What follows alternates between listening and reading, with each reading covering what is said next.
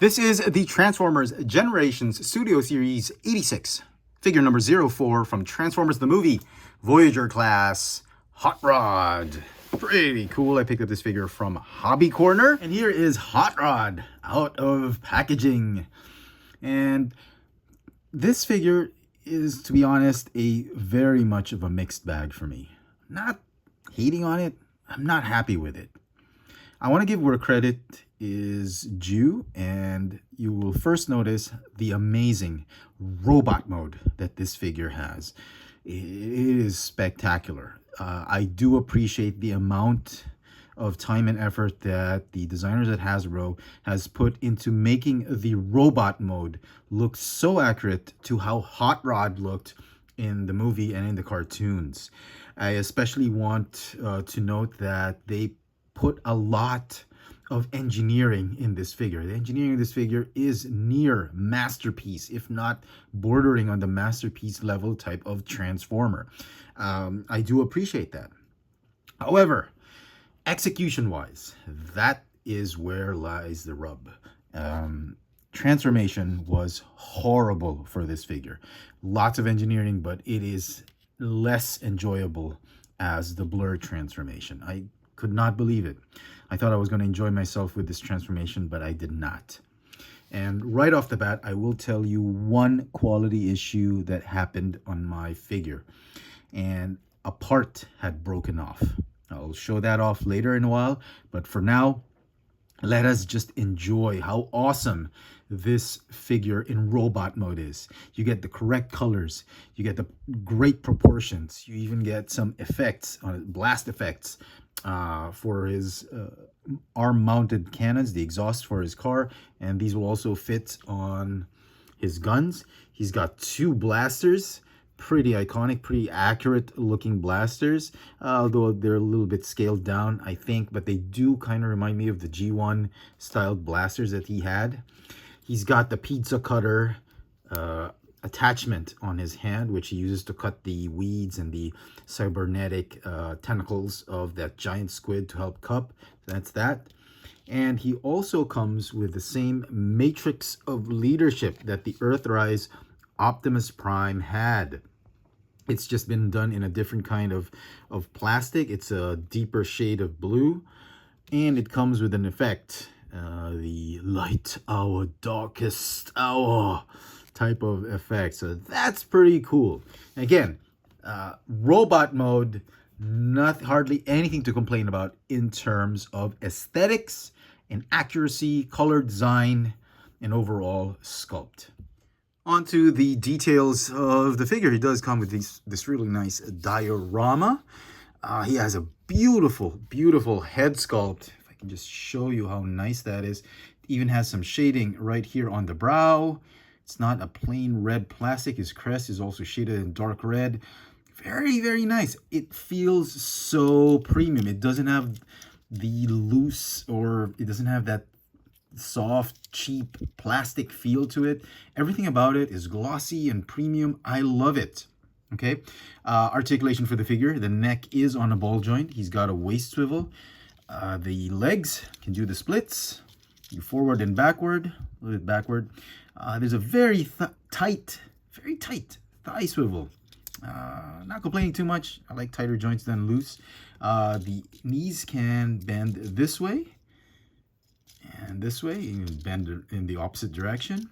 There's a little bit of a secondary knee joint, but that's mainly because of the transformation. So it's sort of a fall double hinge knee. That's cool. And he's got the rocker tilt and a little bit of a forward and backward, up and down motion for the feet, and the rocker tilt. So great leg articulation. Arm articulation. Okay, that's a little bit problematic for me. The wrists go swivel, they rotate, they have the articulated fingers. That's cool. I love that. Elbows can bend more than 90 degrees and has a swivel. It's the shoulder joints that are really troubling me. Okay, they go in and out like this because there's a secondary, tertiary hinge right there. They can go a little bit forward like this because of another hinge right here. But because the way the hinge has been set up, it is a weak joint. It is a It is a weak nexus for the entire arm assembly, arm assembly. It has a very, very tight swivel joint for the shoulders, and every time you twist it, it rocks that main shoulder joint to the point that I feel it's going to break over time. The left shoulder is fine. It's tight, but it's not super tight. What's super tight is my right shoulder, the right shoulder on this copy of the figure. So you move it up like this, it's fine. But every time you try and rotate it, it just nudges that entire joint shoulder assembly way too much. And I feel, you know, given time, after a few years, that thing is going to break. And, you know, that takes away a lot of playability. It's great for posing and all that, but if you're going to play with a figure, that will I'm pretty sure that's going to break over time, and it's not going to stand, it's not going to last a long time. And it just sucks because the way the arm's been sculpted is just perfect. You get him in a lot of wonderful, wonderful poses. And you can use it to hold the he's got that matrix of leadership, and that much shoulder articulation will allow you to do this, and which might seem impossible for a lot of Transformer figures because of those missing joints. But it's a shame that it's been assembled and executed in a weak way. You know, this is where a lot of third parties come in. They're going to do that with a better joint, put die cast in it, and it's a shame. Because Hasbro's done a lot of research. They've done the R&D and the design for that. It's a beautiful design. It's just the execution that's really causing trouble with this figure. So paint apps, I've already mentioned, great, spot on, nothing to complain about, but those joints are bugging me. The head sculpt also has a feature, which is the visor, which you can fold down like that, close it up. Pretty cool. Yeah, I like this. I like this, that Hasbro was generous enough to give a little bit more engineering on the head sculpt instead of just a plain hot rod head sculpt. Okay, now I mentioned earlier there's a piece that broke, and let me just partially transform this. In alt mode, there are these pegs on the exhausts, the exhaust pipes, and you can clearly see right here there is a peg. Right there, there's a interlocking peg that will be used to lock into the exhaust. We'll show off later, but on my copy, one of the pegs broke as I transformed it, like this one. It's not as obvious because some great miracle, I was able to super glue that peg right there. And it's not that whole cone of a peg, it's that tip. The tip that broke. This peg right here is the one that broke, and I don't know if you can see the super glue that I've applied on it. And right there, you can clearly see there is a crack. That's where it broke off right there, and there's some super glue, and I don't know how I was able to put it back, but I have not transformed him after I've super glued that piece. But it sucks. It's like, it feels like black arachnia all over again, and it's frustrating. I was already frustrated with the transformation, which we'll show you later. And to top it off, there's that weak peg issue, at least on my copy of the figure. I'm pretty sure you've got perfect figures, but my string of bad luck just never ceases with Hasbro. So I guess I'll have to look for another one, right? Last bit of accessory and feature for this figure in robot mode are the hands. The hands are actually pretty nice. They swivel very nicely. This one is his welding tool on the right hand. And on the left hand, obviously, is that pizza slicer, buzzsaw or saw blade, which is a very tight fit. And yeah, it'll cut pizza very evenly. No, I'm kidding. It's not even that sharp, but that's a nice little rendition. It feels like you have a masterpiece figure that's sold for mass retail, and I do appreciate that kind of effort and engineering and thought to detail that Hasbro's done, despite my complaints about this figure. And for some size comparisons, here is Hot Rod together with the other cast members of Autobot City as they were being attacked by the Decepticons. Optimus Prime at the back and Springer. Both of them are real legit Voyager class figures. He's supposed to be a Voyager class figure, but I guess they made him Voyager as a price point because of all the engineering. Okay, I get that, fine. But he is really just technically the deluxe class sized figure with tons of engineering. Here's with Cup, Blur, RC, and Perceptor. And now for the dreaded transformation once again. Dreaded transformation. Transforming this guy was incredibly testy and frustrating at times. Blur's transformation is a walk in the park compared to this guy's transformation. So let's get rid of the accessories, the blast effects right here. The weapons, they all do fit nicely at the back. Get rid of this right here. First thing you want to do is you want to fold this back down like this, rotate, keep it like that. The instructions tell you just fold it down all the way. You can if you want to, but don't, you're going to pull it back up anyway. Just leave it like that. And then you want to detach this whole assembly right here, the shoulder and back assembly, just like that. Okay, and it's going to fold out like this, and then you're going to want to fold this out like this, and then rotate. I'm going to rotate that whole assembly right there. Just leave it like that. Okay, the head, rotate it at the back 180 degrees, and fold it down like that. Okay, and fold this back down like this. Untab here, unfold like that, untab and unfold. Then rotate the waist and then the feet, fold them up like this, and then fold the legs one at a time, like that, like that. Straighten up the wheels and then tab in. Okay, same thing on the other side. This, and then tab. Okay, and they're just gonna stay like that. They don't tab into each other, not just yet. They will tab in to these pegs right there. There's some slots right here. They're gonna tab into those. How you're gonna do that? Best of luck, man. I mean, you're gonna tab in right here, tab in here, tab in here, and then hope and pray that they line up and they tab in. Okay, first time I tried to do that, it was incredibly difficult, very much frustrating. And now for the arms, those dreaded arms. Rotate 180 degrees like that.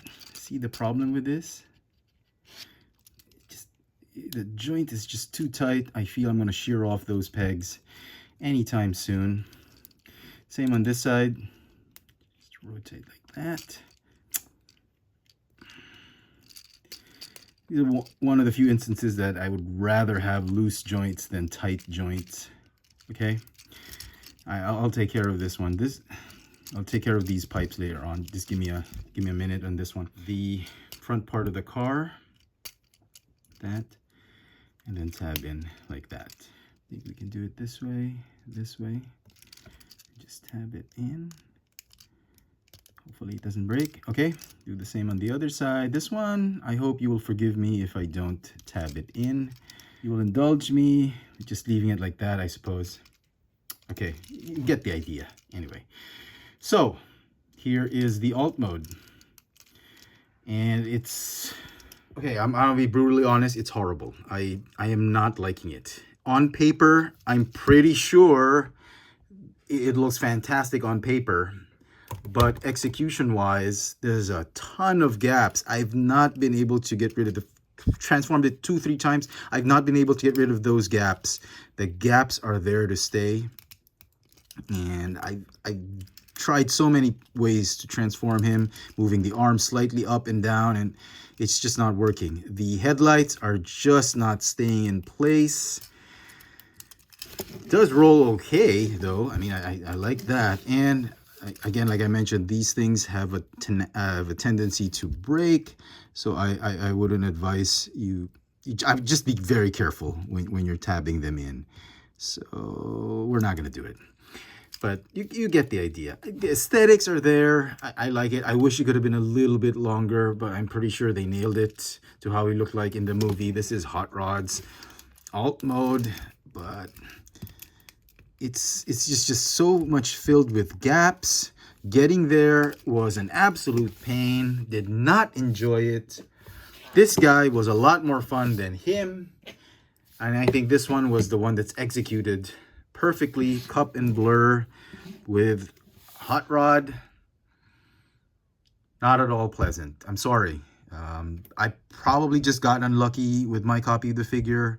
But nevertheless, you know, I appreciate all that engineering, but it wasn't fun at all. And so some final thoughts on the Studio Series Hot Rod. Well, need I say more? The only thing going for it is its wonderful aesthetics and sculpt and detail and accuracy in robot mode. If you don't plan on transforming him from robot to car mode, then this is the perfect figure for you. As a toy, it sucks. Too much engineering, I guess, can be a good thing. It can be a good thing and can be a bad thing as well. And to be honest, I did not enjoy going through all that transformation, breakage, quality issues. On paper, it must have been amazing, but execution, Hasbro needs to work on it. And I do hope they have a running change for this figure, or they repaint it or repack it and try to fix those bugs and issues with the figure. I'm pretty sure it's just my string of bad luck with Hasbro products that's gotten me this not so perfect figure. Nevertheless, I did not enjoy transformation. Alt mode was horrible for me, and because of that, this figure is going to get a 6.5 out of 10. I'm sorry, it's another unpopular opinion. Chefatron always hating what other reviewers love and always loving what other reviewers hate. Just being true to myself. Keeping it 100%, just trying to be honest with you guys. I'm not trying to bash Hasbro or anything just for the sake of bashing them. Just trying to keep it real. That's how I see it. That's my rating for this figure. Let me know in the comment section what you think of this figure. Do you think I'm too hard on it? Do you agree with me? Hit me up in the comment section, and as always, hit that notification bell so you never miss out on any of my latest video reviews. If it's your first time here, please subscribe. And if you want to help the channel out, please check out my Patreon account. There's a link in the description box below. Thanks for watching.